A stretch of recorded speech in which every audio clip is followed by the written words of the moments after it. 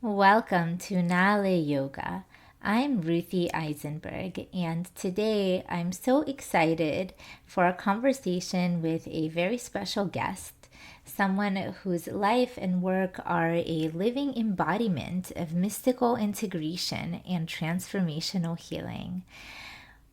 We have the privilege today of speaking with Rav Benji Elson, a psychotherapist, educator, musician, and facilitator of embodied Jewish practice.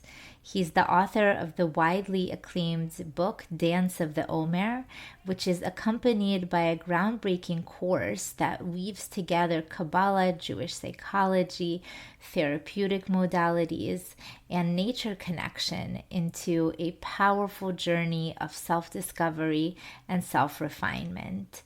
And his book and course actually happened to be the inspiration for the upcoming series of Yoga Nidra meditations on this podcast, which you'll hear more about later. Rav Benji has taught and facilitated all over the world, from Israel to India, Zambia to Mexico, and he has this amazing ability to bring down mystical teachings and make them feel personal, practical, and alive. He brings together a deep well of Kabbalistic wisdom, nature based spirituality, and cutting edge therapeutic tools in a way that feels both grounded and transformative. He's also the co founder of this incredible program, Sodsiach, which is an innovative eco-Torah discovery program. And he's led countless experiences that reconnect people with the land, the soul, the spirit, the body, the self, and each other. And this is actually how we met. And I have to say, the program is really, really special. In today's conversation, we dive into the Kabbalistic Sefirot as a map for transformation and healing in preparation for the upcoming Yoga Nidra series on the seven Sefirot. So, if you've ever felt drawn to mystical teachings but felt like they're too lofty, abstract, inaccessible, or over your head, and you wanted to experience them in a more embodied, accessible way, then this episode is for you. Enjoy the conversation. Hey, Benji, welcome to the show.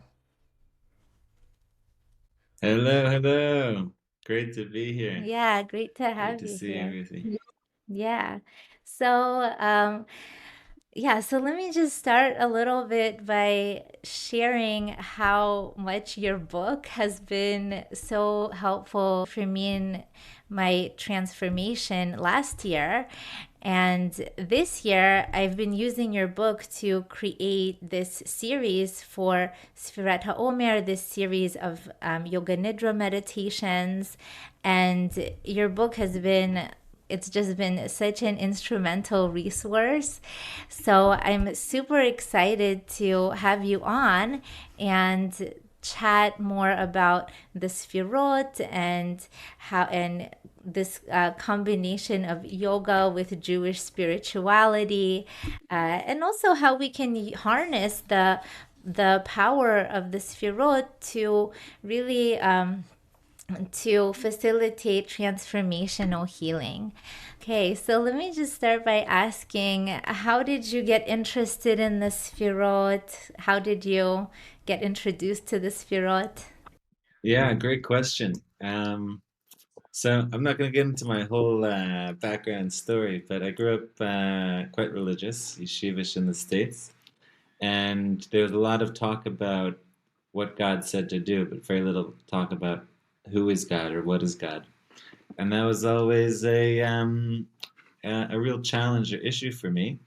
It's like, well, before we can say, it's like anyone, you want to know who someone is that's saying something and telling you to do something. And there was very, very little talk, and at least in my experience or what was being taught to me as a teenager, not very much understanding of who God is, what God is. So all of that really sent me on a journey. I left Judaism. I went as far as I could. I decided that Judaism was not a valid spiritual path for me. So I went to India. Got into Buddhism, meditation, Eastern philosophies, things like that, where there was a lot of talk about spirituality, certain pockets about God, of course.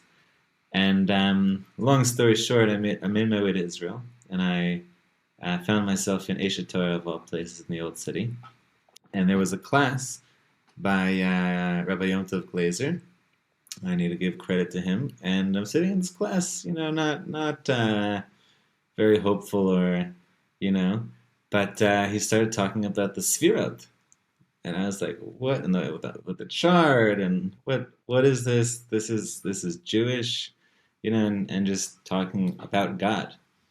And so that was really the to discover the Sefirot, and to discover a map that the Kabbalists gave us to be able to understand, perceive, embody, mirror, all sorts of ways the divine in a very structured, thought out way, was really inspiring and life changing for me. Mm. So that's how I got into the Sefirot. Awesome. What a great introduction. And so this podcast, people from all over the world listen to it, and many people might not know what the Sfirot even are. So can you explain a little bit? I know that you're really good with making these lofty, abstract concepts, bringing them down and explaining them in simple layperson terms. So, can we just like run through the Sfirot and also define what is a Sfira, anyways? Yeah, okay, let's try it in 2 minutes, right? Yeah. Yeah, Okay, standing on so one foot. yeah, so what are the Sefirot? So really, it's a template, a prism, to that the Kabbalists inherited, or they gave us, to understand all of reality. And it's a template that you can look at the divine, look at God, at Hashem through. So the Sefirot are within God, they're within reality, they're within nature, they're within our body, they're within our psyche.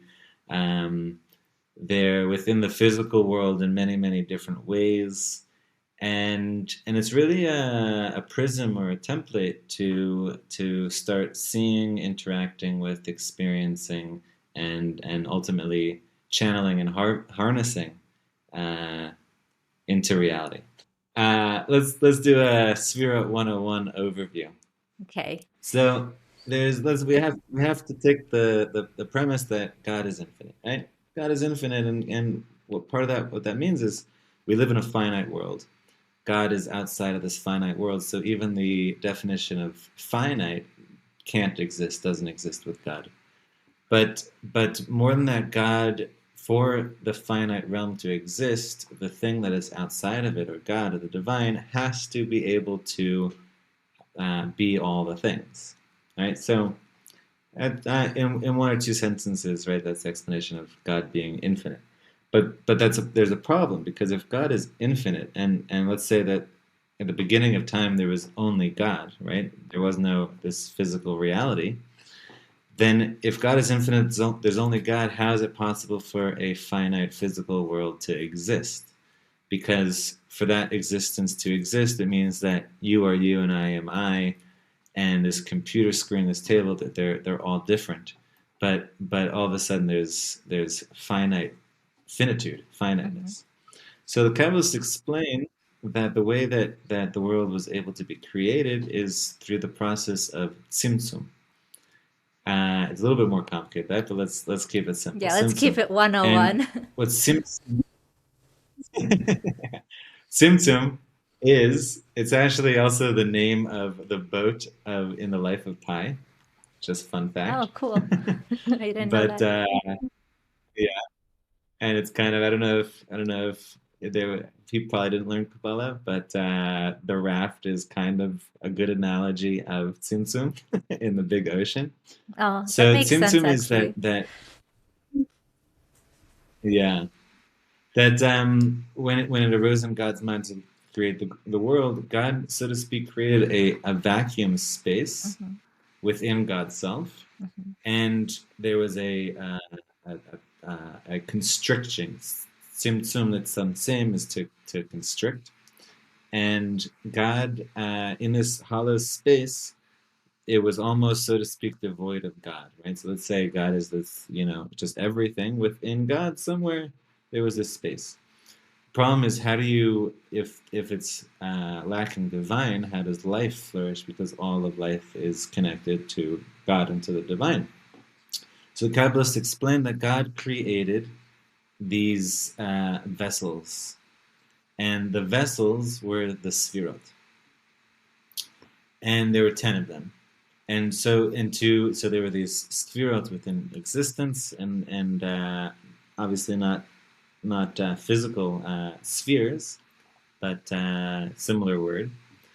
And in order to uh, have life within these Sefirot, there's what Kabbalists explain as Tzinorot. There were these divine pipelines of divine energy that pulsated into these spheres, into the Sefirot. The issue, or not really an issue, because they were designed, God created them to be this way, that if you can imagine a glass container, and all of a sudden God's pouring divine energy into it, they're probably going to explode. And that's what happened. So not all 10, but the lower seven exploded and broke apart into millions and trillions and thousands of sparks, Mm-hmm. what the Kabbalists called holy sparks. Mm-hmm. And one of the missions that the Kabbalists explain we're here to do is that we're here to gather all of those sparks and to put them together, to recreate, to put the Sefirot back together, and through that to ultimately bring a revelation and manifestation of God into this world in a new way. So I hope that was concise and clear enough. Yeah, that was a really clear explanation. Thank you. And let's run through the different sfirot, right? Because there's this, we can just go over maybe the seven lower sfirot that broke into all the sparks, and because every sfira, it is an emanation of a, I don't even know what you would call it, like a different flavor of the energy or a different channel of the energy. I don't know what you would call it, but can we go over the seven Exactly. sfirot and just like bullet point what each one signifies, what each one is about? Yeah, sure. Yeah. Yeah, sure.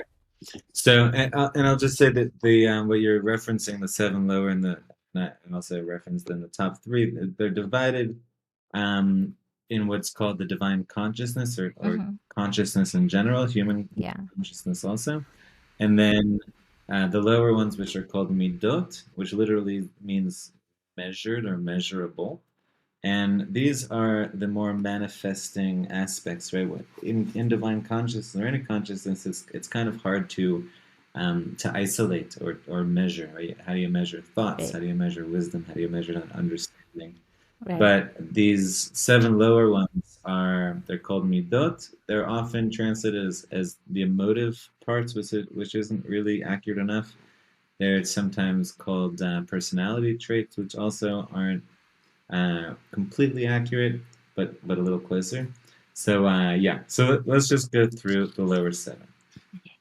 So the lower seven, they also divide into, on the right side of, if anyone's seen the tree of life diagram of the 10 spirit, the right side is the masculine energy, more masculine characteristics, and the left side is more feminine, and the center column is a combination of both. So we'll start on the masculine side, and obviously we're not talking about male female in the human sense. We're talking about specific types of energies. Mm-hmm. So the first one is chesed, which is often translated as loving kindness, and this is the first impulse where thought becomes into action and behavior. And therefore it's the energy of flow, the energy of generosity, the energy of giving, of kindness, of unconditional love, of overflowing, of just really stepping into movement and action. So, and it has a very, very positive connotation, and it's usually translated as loving kindness. But we all know that if there's too much loving kindness, it can actually be smothering, right? Mm-hmm. So even though it is associated positively, there is everything needs to be in balance. So the balance side of that is the second one, which is gevura, which is usually translated as strength, and it's the energy behind discipline, behind boundaries, healthy boundaries, behind restraint, and all of those connected to a clear sense of self, an identity of self. Because when we start not having healthy, appropriate boundaries, we start losing ourselves when we don't have this discipline and restraint and all these things. So the Chesed and Gevurah balance each other. And then we go to the third, which is the middle column, combination of both of those, which is Tiferet. How am I doing, by the way? Should I go deeper No, I think this is or perfect am I because going? if people want to learn more, they should just read your book. I mean, you go in a lot of detail in your book.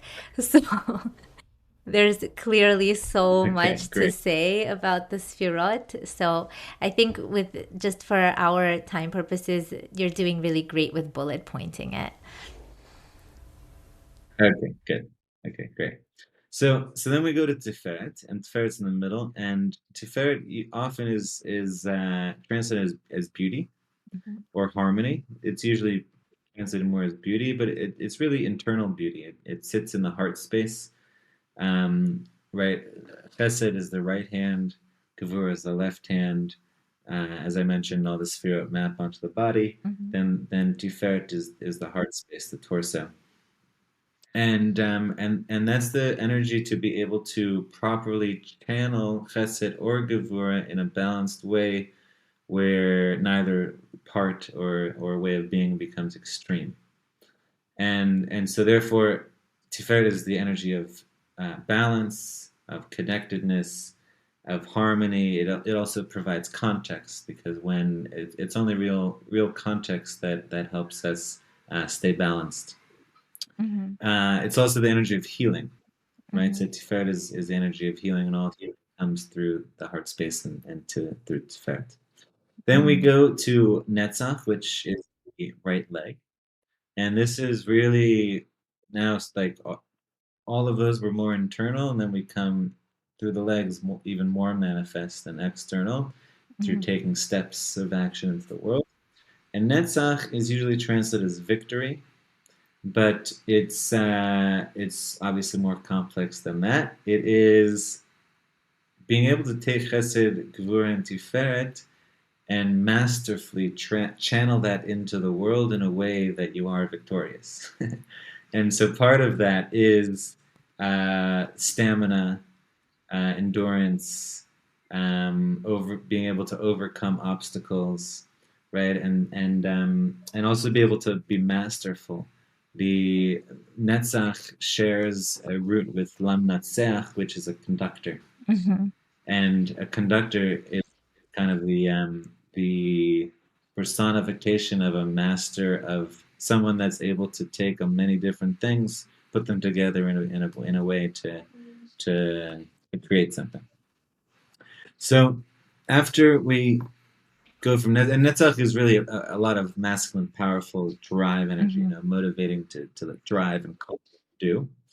The the balancing side of that on the female and the feminine side is Hod, Mhm. which is usually translated as splendor, and it's beauty, but whereas Tiferet was an internal beauty, Hod is an external beauty, or more external, more manifest, more visible.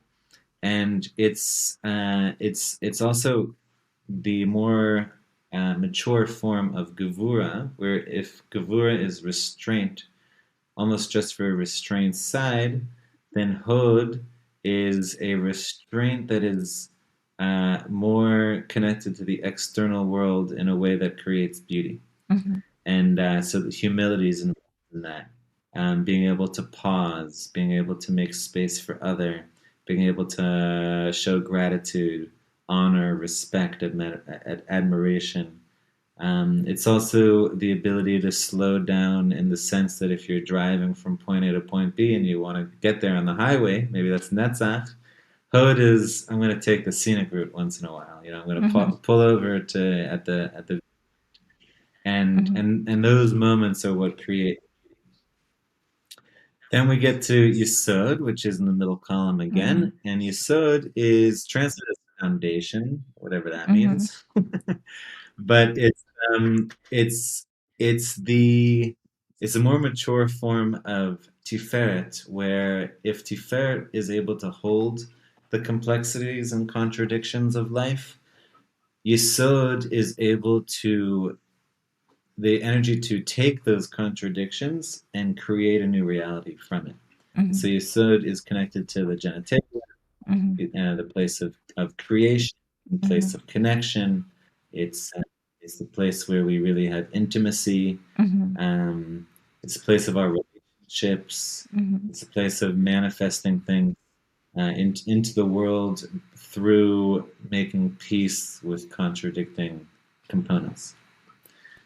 And then we get to Malchut, which it kind of stands on its own, and it's all the way at the bottom. And Malchut is this interesting thing. There's many different facets of it, but basically, it has nothing of its own. The Kabbalists say it has nothing of its own, and what it is kind of the playing field itself.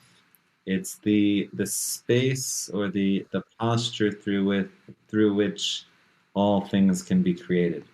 If the Sefirot are the colors and Yesod is the paintbrush, then Malchut is the canvas, and it provides context.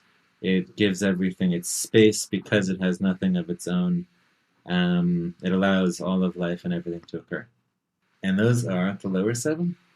Thank you for explaining those so concisely and clearly at the same time. Um, so okay, so there's a few questions that I had for you, which is that one is that a lot of times in yoga, there's how there's like the chakra system and there's the seven chakras.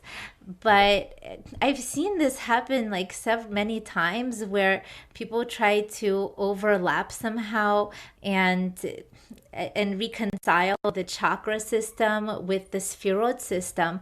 But it's like in my mind, they're two different systems. Maybe there's a little bit of overlap. Like Tiferet is, maybe like the heart chakra, and then like you saw it, and but it's like every attempt I've seen, it's so not precise. It's like trying to overlap like a hexagon on top of a rectangle or something.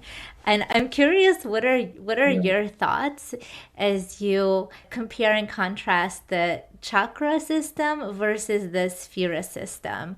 Is there common ground between them? How should we think about a reconciliation between them, or is that something that's they're so different and they're like two different languages that maybe a reconciliation between them is not even a goal? What are your Right, thoughts? right. I'm curious what your I'm thoughts very are. glad you're. Yeah, I'm glad you're coming from where you are because I thought I would have to argue that. But I agree with you. There's a lot of people that try to map the two systems onto each other, and really exactly what you're saying. First of all, there are some similarities, but it's not a perfect fit. And the reason why it's not a perfect fit is there's two different systems based on two different religions, two different cultures, two different locations. Everything involved in a system of spirituality, right? Mm-hmm. They're very, very different. It's almost like trying to make peace or map the Western or Babylonian Western zodiac system with the Chinese system. Mm-hmm. It's like first of all, I don't know if anyone do that ever because it's like, oh no, they're just two systems. Yeah. It's impossible. I mean, they're two different things. One of them is because they, first of all, their directional orientation is different, Mm-hmm. right? And the sky is different, and their needs are different, and their psyches back in the day in the beginning are different, which is why cultures, are what they are. And culturally is what I meant, and everything like that. So while there are the one thing I'll say is they are both mapping energies, Mm-hmm. right? And that's kind of where the similarities stop. It's like, okay, they're trying to do the same thing, but there's totally different wisdoms about it. Yeah, yeah. And I see this in there's so many yoga meditations that are oriented around the chakra system. And it's interesting because the chakras, they really are, they're not just these like made up abstract kind of concepts. They're actually, they correspond to the glands, to the main glands in the body. They correspond to nerve centers in the body. So there's an actual like physiological there's actual physiological markers for all the chakras. And and one of the reasons why I'm interested in Sefirot is because there's already so much on the chakras, but with the Sefirot, like they also map onto the body, and they're just, maybe correspond to different body parts than some of the chakras. But I really love this idea of taking yoga, and it's a trans-religious kind of practice, and we can make it our own. It can really be adapted to any culture. So if this is what speaks to us, then we already have these concepts, we already have these systems that we can incorporate into our practices. And I'm wondering if we can Right. talk a little bit about the Sefirot Can, and. can I just ask one? Mhm. Can I just ask one question before we go? Because it's important to define our terms just so Oh, we're yeah, on the sure. same page. Yeah. How when you say yoga and that yoga can is trans religious, I guess. When you use the term yoga, what do you mean by that? Oh, that yoga is trans-religious. So this is what I've learned from my yoga teachers and also ones that are in India, that it's really not that yoga, because it's so broad. It's more than just the postures you do on a mat. It's more than just what the phrases that you chant. It's really about being present and being in alignment with your body, your breathing, your mind, and your soul. That can be that's universal. That is an overarching umbrella that can be adapted to any culture and any religion. So, for example, when we are chanting, let's say, pasuk from Tehillim, or when we're saying Tehillim, but we're saying it like with mindfulness, then we're practicing yoga. We're practicing mantra. If we're doing a uh, postures on the mat, we can, but we're saying, instead of like downward dog, we can say oh hell, or something like a tent. Then that's still, we can adapt it and make it our own. Right. There's so much space for creativity in yoga, and for just adapting it to a culture that speaks to the individual's neshama. And that's actually the main reason why I started this podcast to begin with, because I was doing so many, I was studying yoga, and Yoga Nidra was very helpful. And so I was listening to a lot of these Yoga Nidras, but they were all like, some of them would have like imagery and stuff that was just really foreign to me. And so I felt like, okay, this is an amazing practice. It works so well for the nervous system, but there was just no Jewish one. So I was like, we have to have a Jewish one that can speak for the Jewish neshama. So that was what the initial like seed that inspired this podcast. And that's what I mean, that yoga is trans religious. It's just like a really long-winded way of explaining that how yoga is trans religious and that it can be adapted to any culture across the world. Got it. Okay. So just so I make sure I'm understanding. So what you're saying is when you're using the term yoga, you're talking about a really a form of meditation that has a lot of components. It could have obviously thought. It could Mm-hmm. have chanting words. It could have body movements connected to Mm-hmm. the body, and it's really you're borrowing the term from the culture that it came from, but we're talking about a set of meditative practices. Yeah, exactly. Yeah. We're borrowing the technique and the method from the originating culture, but then like the content, kind of like the colors and the flavors, we're making it our own. So I really just want to give credit where credit is due, and that yoga is a very profound and ancient spiritual tradition that comes from India. And what we're doing here, it's not about, replacing its roots, but rather it's about borrowing these powerful tools and techniques and layering in Jewish language, themes, and intentions. So we're coloring it with our own spiritual vocabulary, our own flavors, our own spices, putting our own twist to it while acknowledging the culture that it comes from. Right, right. And of course, from a Jewish perspective, some of those original meditations and mantras and thoughts and even body postures might not be uh, agreeable, let's say, for certain people. Just wanted to Mm-hmm. make sure we're on the Yeah, same page exactly. And that's why and the state that. meaning is so, well, yeah, and exactly, Benji. That's why like the meaning is so important. I think a lot of like I know like a lot of yoga teachers they don't use any Sanskrit words to describe anything.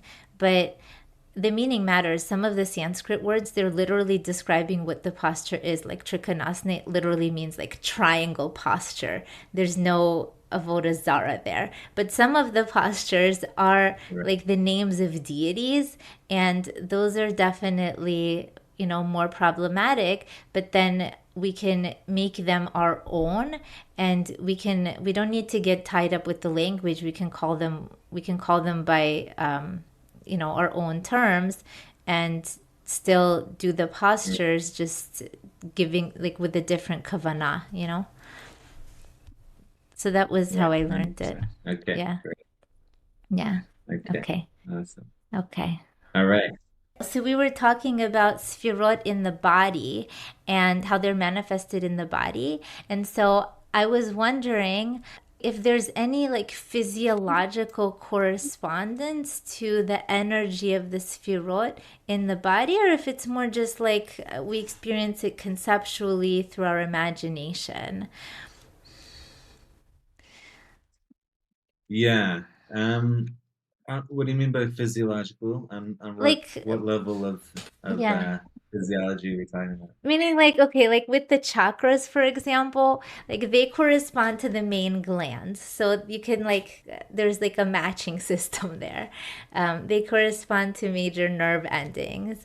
But with the sphirot, it's like, okay, right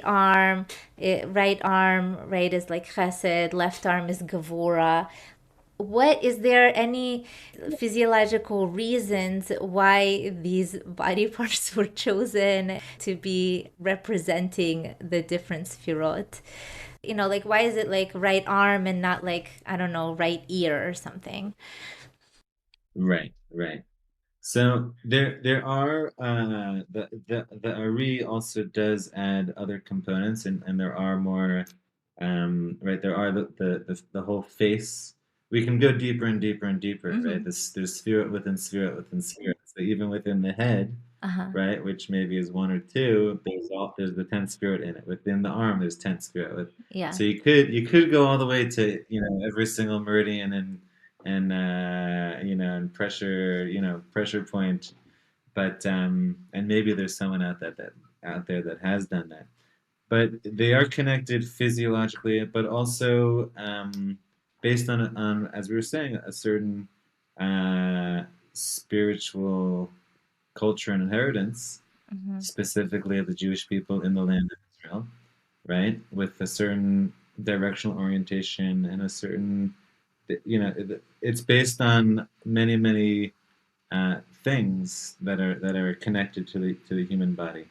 So the just to rewind a little bit, right? So the first three, Chachma, Bina, and Dat, which are the consciousness parts, Mm-hmm. the Chachma is the first spark of inspiration is connected to the right hemisphere of the brain, Mm-hmm. right? And as we know more recently with neuroscience, the right hemisphere of the brain is kind of this, the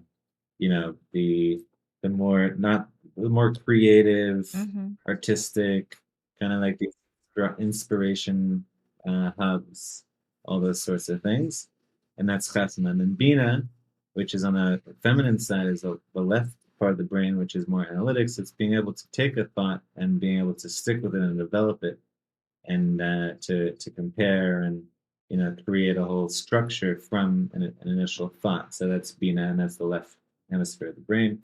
Then there's dat, which um, has a few. Depends on the system. Has it's the third eye. It's the cerebellum. It's the spinal cord, right? Which is dat is the point of intuition. It's the point Mm-hmm. of deep knowledge of knowing. It's the place where you don't have to think about something anymore. It's just an integrated uh, piece of knowledge. So, and that's connected to those parts. And then when we get to the body parts, it also has to do with um, a lot of other things that the sages have taught about what is the right hand and what is the left hand. What are you supposed to do with the right hand? What are you supposed to do with the left hand? There's many ritualistic and Jewish law components about certain things, the order that you're supposed to do it with, to all the way down to how one is supposed to shower and go to the bathroom and Mm-hmm. clean up after. Mm-hmm. you know, Right. so all of that is all connected there. And also, when we take steps out into the world, right? So I think really the only big questions are maybe the right hand, left hand, right arm, right leg, left leg, right? It's like why those? The other ones are kind of pretty Yeah. self-explanatory, Yeah. right? Creativity is the genitalia, Yeah. you know. So and that's connected to a whole world of teachings and guidelines about the right and left, and also connected to masculine and feminine energies that we were talking Mm-hmm. about before. We're in this, some of our listeners might the Chinese system Mm-hmm. is different, and masculine and feminine are switched, Right. the right and left. So as I mentioned before, I think that that's connected to their directional orientation back in the day, where they faced that. I think it's south. That's like their map, like in ancient maps, right, from Israel or around the world in the West. The maps were not pointing. The top was not north until much Mm-hmm. recently. It was east. Mm-hmm. Whereas if I'm not mistaken, in the Orient way, in China, they were faced south. But look it up if you don't Yeah, quote me on we'll take your word for it for now. That's really, yeah, that's so fascinating. Right, in the Chinese medicine and even in the yogic system, they have like the Ida Pingala and the Sushumna nadis, which are like the right side energies, and then like the left side, the energies of the left side, and then they get integrated along this like central channel, the Sushumna nadi. And it's also really interesting too how in in the yogic system, the energies, they rise up from the base up through the crown of the head, and in the Sefirot the energies are channeled down from Keter, from crown, to Malchut. So that's also like when you're talking about that there could be like a different directional orientation. I'm wondering if this has any connection to it as well. But Right, yeah, right. Well, we're going to the order of the spheres. It depends what we're doing with them and what we're looking at, right? Like yeah, what we're trying to perceive. So if we're looking at it from God's point of view of channeling energy into the world, then we're going to go top down. But if we're looking at ourselves trying to reach the divine, then we'd go bottom up. hmm, And even the most common practice for Sefirot Omer is to go top down.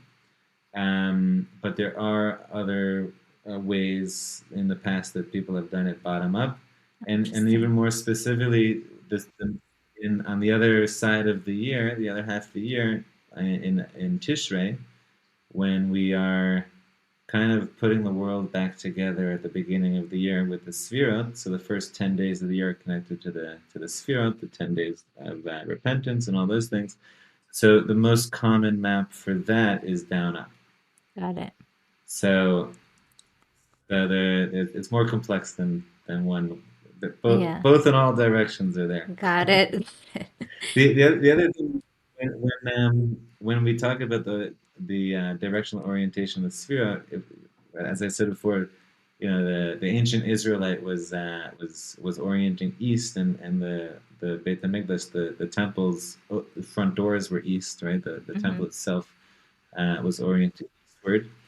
And so that's also why the Sfirot, the right chesed, which is the right hand, is to the south, and that's important because the south, anyone that's into H. Shields models and more New Age hippie things about the directions, right? The south is the energy of doing and giving and Hmm. generosity. The sun is high in the sky. It's Hmm. day. It's you're going to go out and work and play and give and be generous. And Hmm.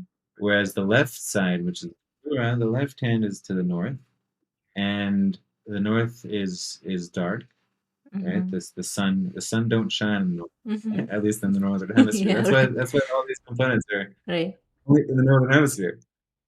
So and that's the northern star, and the saffron, the word for north is saffron, which is also hidden and and, Hidden. and vision, right? And there's a quiet in the north. There's restraint there, and there's a more feminine presence in the north. So that's also connected to those two sides. Yeah. Wow, this is so fascinating.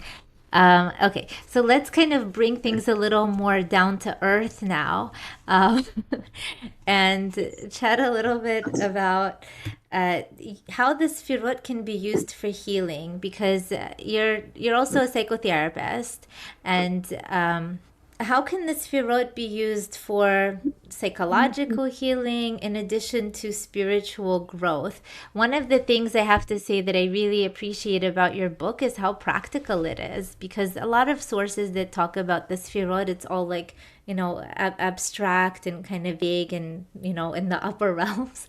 But your book really Yeah, just brings it down with these pr- very concrete explanations of how to take these conceptual sfirot and make them really practical, channel them into behavioral exercises or different experiential exercises to really embody the sfirot. So I'm curious to hear a yeah. little Thank you. bit more about how you recommend using Sfirot for psychological healing in addition to spiritual growth. Yeah. Okay. Great question. Wow. Healing. What is healing? How do we heal? Yeah, what does healing mean to you? Let's start there. Yeah. Well, the first thing, there's a difference between healing and curing, or Mm, curing is getting rid of symptoms, right? Maybe like a more Western kind of paradigm.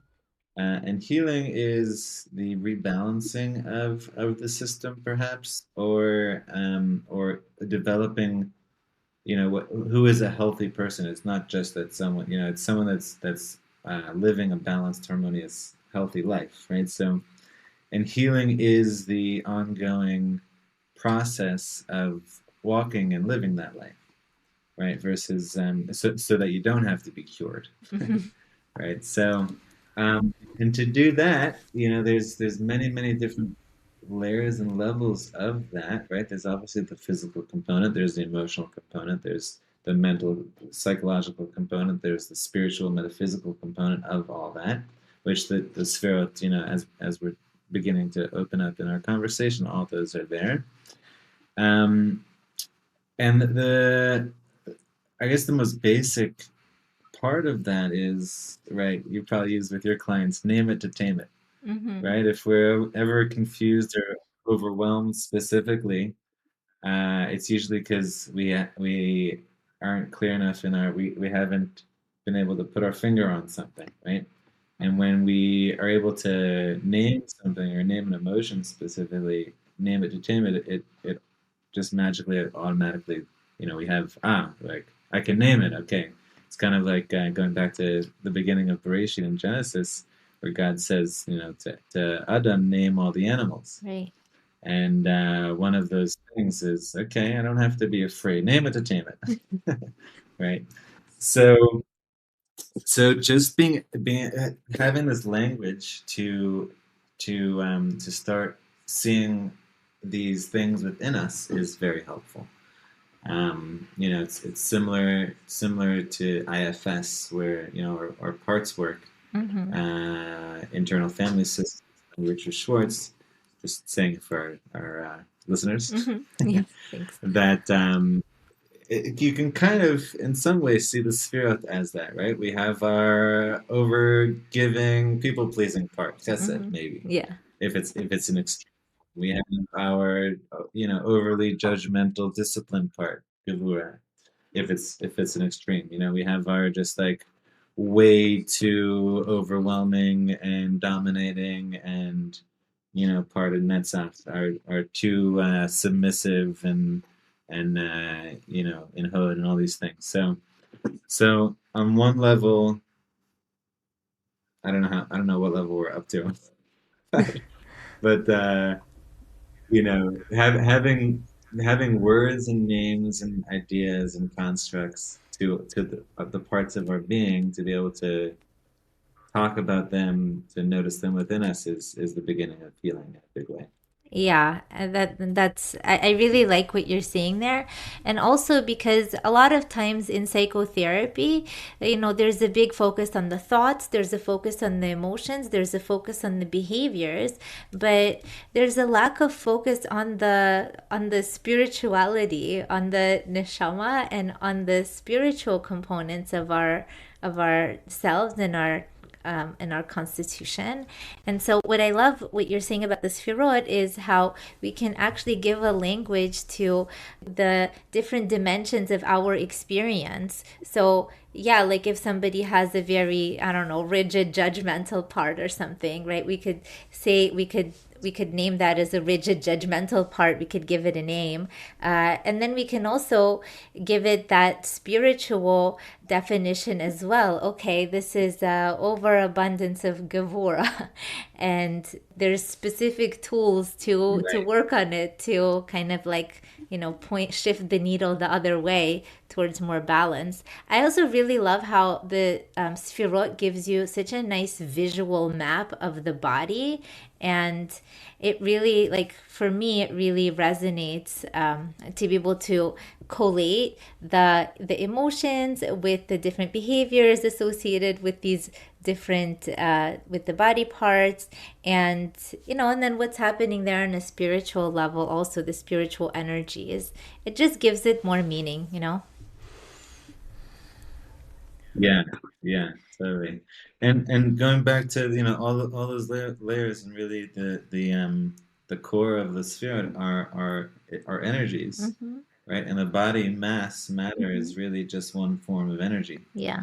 So and when it slows, when the vibrations slow down enough to are slow enough to perceive with the human eye or all the senses, that's physicality, right? But when we go up. So that same energy of that sphera is in a different form, divine energy.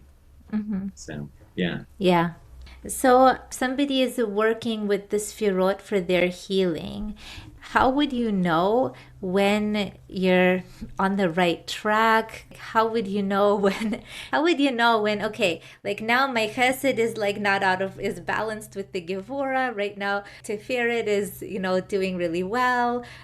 How would you know that? How would you know that? Yeah. It takes the hidden 11th sphera, which is called Dat.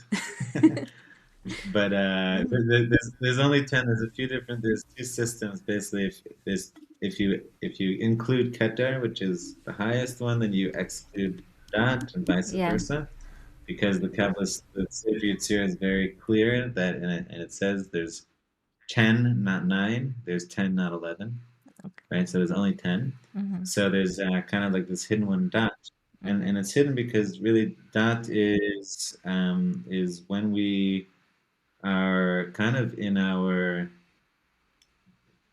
fullest self. I don't know if I can explain that right now in a nutshell, but it's not mindfulness. It's not it's like, Is it kind of like this yeah, deep knowing on all levels of your intelligence, like the cognitive, but also like the emotional and the somatic intelligence, when they're all you have right, this kind of deep knowing of what is the truth. I yeah, don't know if like, I'm yeah, deep explaining it knowing, and right. yeah, yeah, no, that was good. And so we really, it's very really, it's working with spirit is very similar, I think, to IFS, and that being similar to self, Self how, energy. how they use the word self.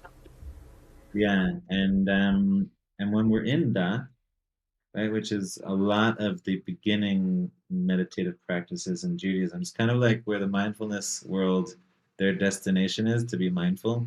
The Jewish meditative world, that's the beginning. Like, it's a given that you can be mindful, and then now we'll do the fun stuff, Yeah. right? So Right. The mindfulness is the we're air. not writing about. Right. The mindfulness is like the airport. Like, then you get on the airplane. Right, right, Yes. right, and that's why there's not so much written about it, because everyone obviously can do mind. We're just gonna write about the hard stuff to do. We're not gonna write how to chew your food, right?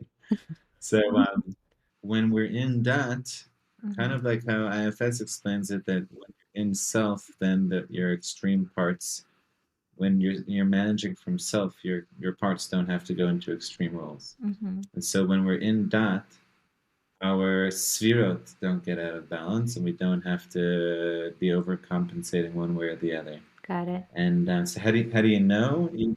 How do you know you need to have a real lot of self-awareness, and you need to know these energies to such an intimate degree that you have full control and mastery over it, that you're not giving too much chesed or too much gvur or too much, any of these things, but you're walking the middle path. Yeah.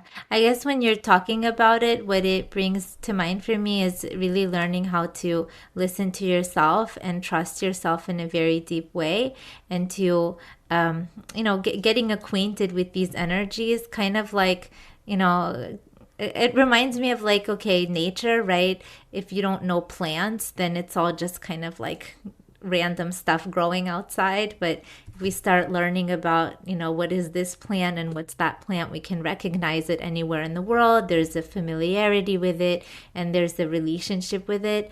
Right. And I think as you were sharing, it brought up for me that maybe it's like the same thing with these energies, and just like the more time we spend getting to know something, the more that we can know it on an intuitive level.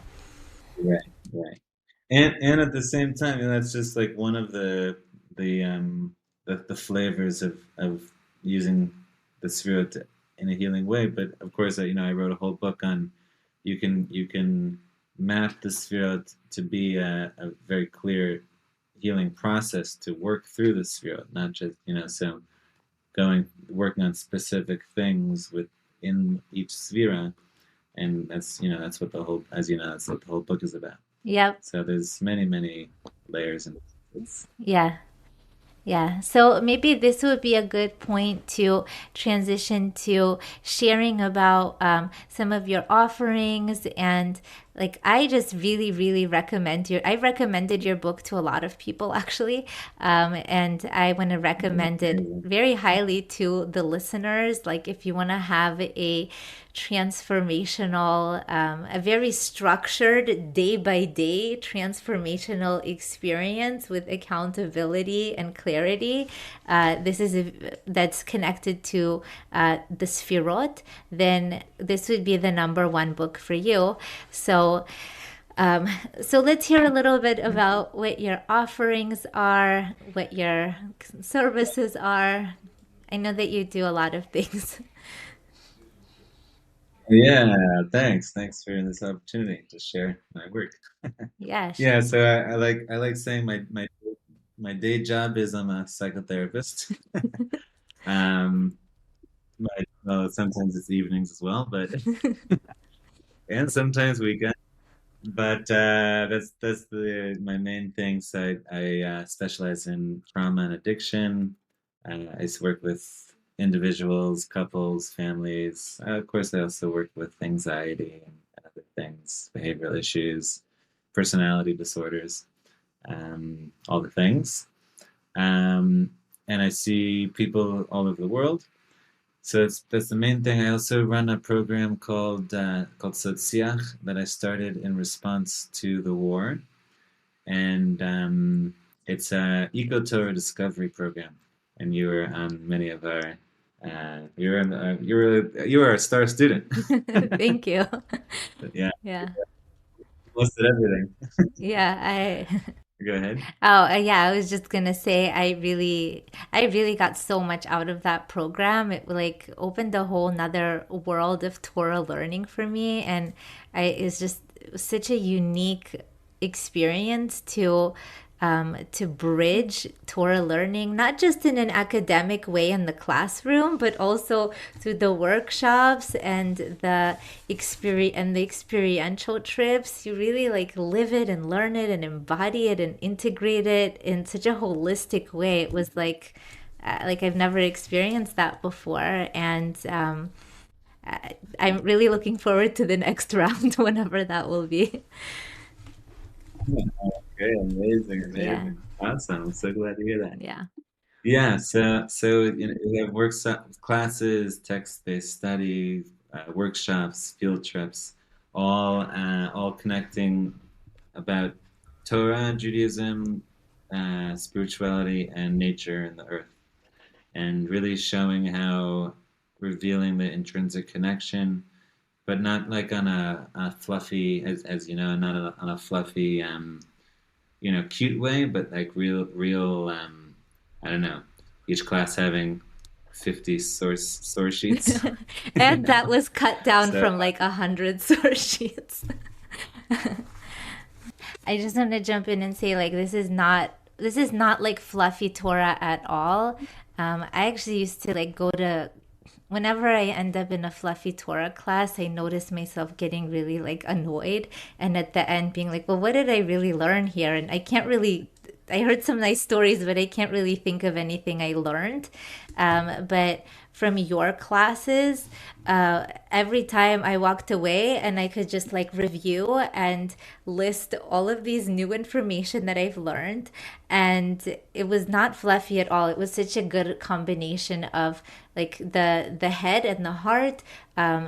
Definitely, enough academic and like you said, yeah, very comprehensive source sheets, and but also like with heart and with creativity, and that's just something that's I haven't found that anywhere else besides your classes. So I just want to say a shout out to that. And if anybody is looking for a really wholesome holistic Torah learning experience like Rav Benji, this is it.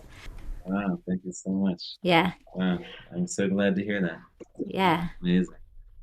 So, Yeah, what else do I do? I very, very side, once upon a time in my early 20s, I thought I'd be a big rock star, but now I play little music here and there.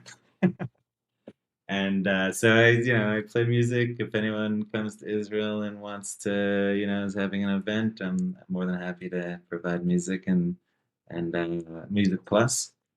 Um, I've been getting into retreats more. I was just with Daniel Katz in the Elevation team in Mexico in February. We were running a very big event over there, and I was managing the support staff, group of 15 amazing therapists from around the world.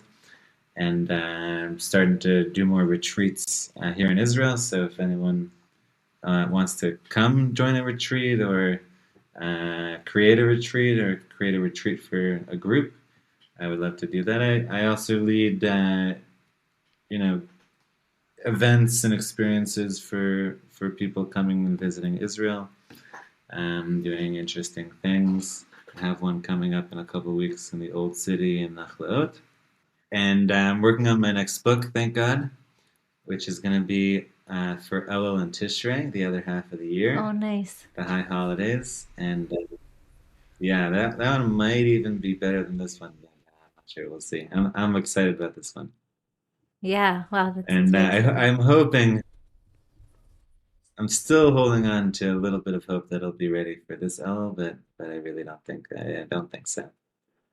Um, what else do I do? Anything else that I do that I forgot to mention? Anything else you do that you Um, forgot? We went over the Torah, um, the psychology, the music, the writing, the workshops. I don't know, the yoga. I yeah. don't know. I think What else? What else? oh yeah, no. You do weddings, so if anyone I do Weddings. weddings as well. Okay. So who wants to get married, elope to Israel, feel free to look me up. And then I also guide, people that are getting married before them getting married to start off their life with clarity and chatan classes as they call them, right? Hmm. Like preparing someone to get married, and that's all from halachic point of views, psychology, making sure that you've dealt with any of your trauma or baggage, Hmm. um, you know, marriage counseling, all those sorts of things. Yeah. So I do that as well. Yeah. So many things. Okay, I think there might be some other. Okay. This is not a comprehensive list. So if you wanna learn about more stuff that Benji does, you can reach out to him. So maybe this is a good juncture to say, like, where can people find you? And then, of course, we'll include all the info in the show notes as well. Great. Yeah, people can find me on my website, Elson-psychotherapy. You can just search Benji Elson Psychotherapy. My email is over there. You can also my email Benji at elsonpsychotherapy.com. You can reach out to me over there, and I will be happy to get back to you and speak. Amazing. And of course, all of this info will also be found in the show notes. Um, I guess we can just start wrapping up for today. And I just want to say a huge thank you to you for this conversation and really, introducing the audience to the Kabbalistic Sefirot in such a clear and concise, but also comprehensive way at the same time. And I think this is a great introduction to our Sefirot series that's going to be coming out each week, starting in the middle of April. So every week we're going to be focusing on one of the seven lower Sefirot. And I hope that this conversation with Rav Benji, gives you some context and some meaning that can really deepen and enrich your practice. As we end off for today, was there any final words that you wanted to share with the listeners? Hmm. Let's say maybe if Any somebody final is like, thoughts? yeah, maybe if let's say somebody is like, this is their first time hearing about the Sefirot, they're like blown out of this world, and they might want to explore this further or don't know what to do with this or somewhere in the middle of their own healing journeys. What would you like to say is there anything you'd Yeah, like to say? yeah. Well, I forgot to mention that I'm starting a course, my Dance Lumber course next week. So Oh, yeah. I don't know if this will be out in time, but but if any listeners want to go even deeper, I'm running a course. We're starting in the middle of Passover for 7 weeks, so people can join that. Um, the other thing I'll say for anyone who's listening that is like in the beginning of this journey or struggling with really any parts of spirituality or and specifically, my invested interest is Jewish spirituality. One of my teachers, one of his lines is, "If something doesn't make sense, it's you, not it." Hmm. Right? If it was considered important enough to write down at a time where it took a lot to write something down, you needed to kill a cow, you needed to go through the whole process of tanning and to make some parchment. If they thought it was important, it's probably important. Why it doesn't feel important to you is probably because you come from a different culture, a different reality, and just because something doesn't make sense doesn't mean that it doesn't make sense. It just means that it doesn't make sense to you. So there's always a lot more depth. There's always a lot more complexity. There's always a lot more information out there that can help put the pieces together. And sometimes it just takes finding the right people at the right time. And I encourage everyone to keep exploring. Don't yeah, the answers are out there. There's wisdom in the air all over. As the sages say, the air of Israel makes one strong. Sorry, makes one wise. I'm getting tired here. Makes one wise. And yeah, I just encourage everyone to go a little deeper if something doesn't make any sense. That's a beautiful message to take away, and yeah, and just to be open to that curiosity. And you're right. If we don't understand something, that probably means we don't know it very well. Because once we start learning about it more, whether it's a person or a concept, then it starts making a lot more sense, and we can appreciate it a lot more. I'll just share real quick. When I was first seeing Yoga Nidra in different places, it just looked like pictures of somebody laying down doing nothing. And I was like, that looks so boring. Like, I'm not interested at all in trying this. And, and then lo and behold, Right. like I just had no idea what it was and was not very curious about it at the time in my life. But having been introduced and exposed to this world of Yoga Nidra and really like learning it in more depth, it just made me have such a deep appreciation for it. And same thing with the Sefirot. It went from these abstract, out of reach, lofty concepts that were completely unrelatable to, oh, actually, these are things that can be embodied and understood a little more and a little more. There's no end to how much deep you can go with this Sefirot, but I really like this takeaway of staying Right. open and curious. Yeah. Yeah. Yeah, I love that you shared that because I've never you hear that often with like Jewish practice, and you think like yoga is like, oh, everyone's into yoga. It's Mm-hmm. like, Yeah. but to hear that's really interesting. And it reminds me, that the truth that anything that's really important about life you can't understand until you start doing it. Can't understand marriage until you're married. You can't understand love until you're in love and lost it and loved again. Mm-hmm. You can't understand kids until you have some of your own. That's right. You know? Yeah. You can't, so if you don't understand, you usually have to start doing it, and then the real understanding that of the dot that we're talking about that's in your bones and flesh, Mm-hmm. comes only after. Yes. Yes. Oh, And thank you so much thank for you having so me. This much. was a lot of fun. Yeah, thank you so much, Benji, for being on the show. And I hope you have a wonderful rest of your day. Thank you so much for tuning in. I hope that you enjoyed this conversation with Rav Benji Elson and that it helped you feel more prepared for our upcoming 7 Sefirot Yoga Nidra series, which kicks off next week. If you're curious to go deeper, I highly, highly, highly recommend checking out Rav Benji's book and course, Dance of the Omer, which is a powerful guide for anyone interested in embodied Jewish transformation. And if you found meaning and value in this episode, then please do like, subscribe, share this episode with a friend or someone who'd appreciate it, and leave a comment or review, whether online or offline. I would love to hear what resonated for you.